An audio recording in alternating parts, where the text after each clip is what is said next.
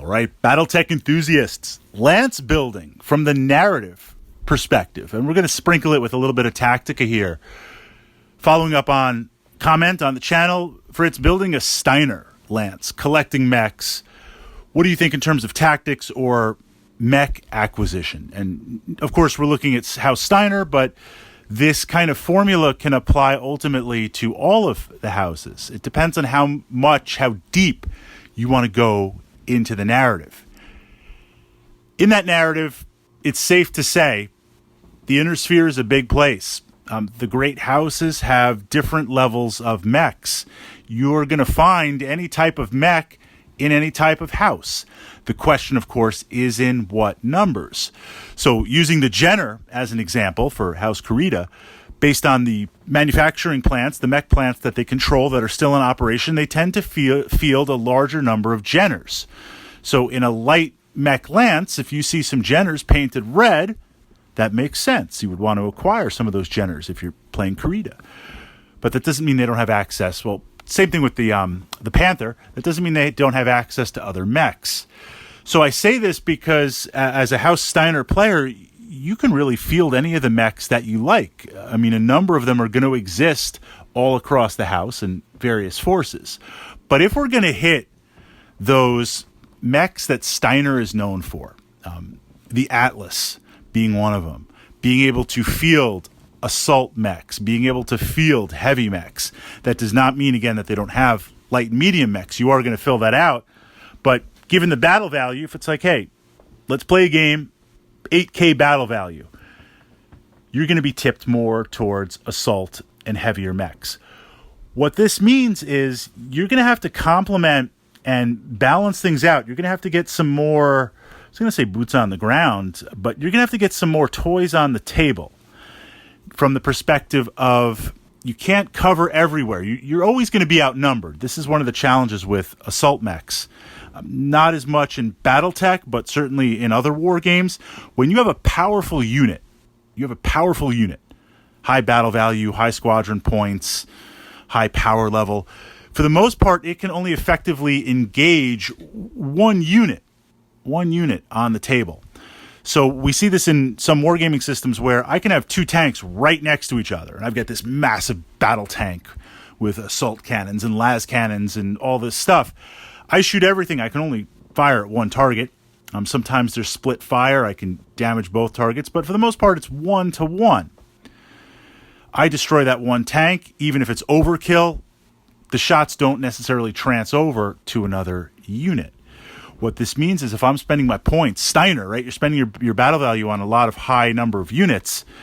You're going to be outnumbered. You're not going to be able to engage everything at once. Yes, Battletech has primary fire, secondary targets, but that assumes everything is actually in your firing arcs. If things are outside of your firing arcs, if they're moving around. So while you collect the mechs that you want to collect, while you focus on the heavy and assault mechs, and personally I love playing heavy and assault mechs. It's out of control. A lot of fun, a lot of guns, a lot of armor, arms getting blown off, damage still being taken, but they're still up fighting. We need to get you some other things, specifically combined arms.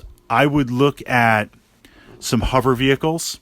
I would look at some medium tanks. I say the hover vehicles will complement your forces well because you're going to be on the slower end spectrum with heavies and assaults. Hover vehicles give you speed, and for less battle value, they're going to give you some additional shots. They're going to give you some additional weapon systems. So you can utilize those working in groups of 2 or 3 where you can engage a pesky light mech. You can drive off that light mech. You can push that light mech out of there. The last thing you want to do is if you're fielding the Twin Titans, 2 Atlases, you don't want to peel one of those Atlases off to try and chase down a Jenner or chase down a Griffin or a Shadowhawk. But if you can send a pack of hover vehicles for low battle value that are fast and the speed will protect them always moving, even if they don't have the armor, that's going to complement out your heavy mechs. You want to get some medium tanks, a good balance between hitting power and armor and mobility.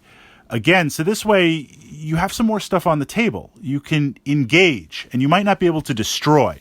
So what this means is if I have, if you were fielding an Atlas or Steiner Lance, classic Steiner Lance of heavies, I would be looking to engage you head on, because that's what favors you. I'm going to try and engage you head on with my heavies and assaults. And then my mediums, I'm going to take some hunchbacks. Well, I always play hunchbacks. I'm not going to tailor my list to fight you. But I'm going to take my hunchies and try to get behind you. I'm going to try and anchor you, wedge you with my heavies, engage, and we're just going to be blasting. I will not win that war of attrition if I just stand there, because you are going to out-tonnage me, outgun me, out-armor bubble me. But my hunchbacks and my mediums, they're going to hit you hard from angles outside of your firing arc or unable to declare secondary. They're going to work on rear armor. And I'm going to give you the choice, chase them down, drive them off. Okay, give me side, give me rear armor to my heavies and assaults. But if you've got some medium tanks, you'll be able to keep me at bay from getting that. I mean, imagine if you've got your Atlas and maybe a Marauder, kind of thinking of mechs that I like to play. If you've got some Bulldog tanks, you've got some tanks on the left and the right side of that lance wedge, that pushes out a hex bubble. That pushes out the hexes so that if I try to get to side or rear armor on your assaults, I've got to navigate through those tanks. I'm not saying I won't be able to blast them off the table, but I'm going to take some damage. That's going to free up places for your assault mechs to move. I'm thinking of it tactically in my head. That's going to free up your assaults to be able to move and to be a little bit more fluid. Because as a Steiner player, as a classic Steiner player, yes, you're going to out-armor and out-ton everything on the table, but you are vulnerable to being outnumbered. You are vulnerable for side and rear armor.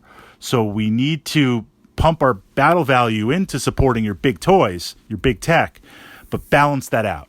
And the easiest way to balance that out, hovercraft, medium tanks.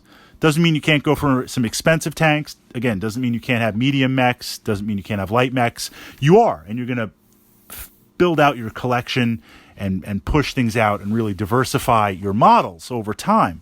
But jumping back into Battletech, that's where I would start, with identifying the classic Steiner mechs and the classic Steiner build. Now, I know despite being a mercenary, literally a mercenary, playing my Dogs of War mercenary company recently, and if we jump to the clans, all you inner sphere mech warriors, or Desgra anyway, playing Jade Falcon, restoring order and social justice to the inner sphere since you're incapable of ruling it yourself.